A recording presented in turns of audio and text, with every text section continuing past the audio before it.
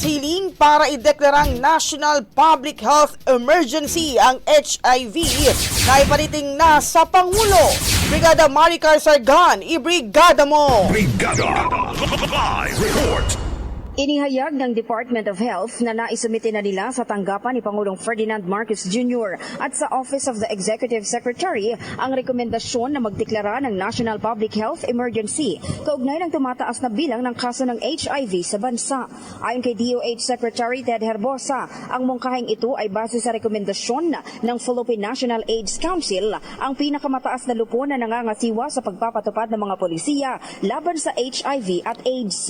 Binigyang diin ni Herbosa na para mapalakas ang National Strategy for HIV ay kinakailangan ng utos mula sa Presidente. Bagamat hindi pa natutuloy ang nakatakdang pulong ng DOH at ng Gabinete ukol dito, tiniyak ng kagawaran na patuloy ang kanilang mga hakbang upang mapalawak at mapalalim ang mga programa laban sa HIV.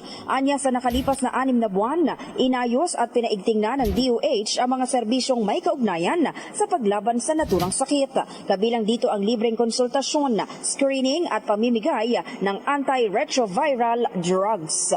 In the heart of changing lives, ako si Brigada Maricar Sargan ng 105.1 Brigada News FM Manila, The Music and News Authority. Ang bahaging ito ay hatid sa atin ng Power Cell Salabat, ginhawa ng bawat nangangarap.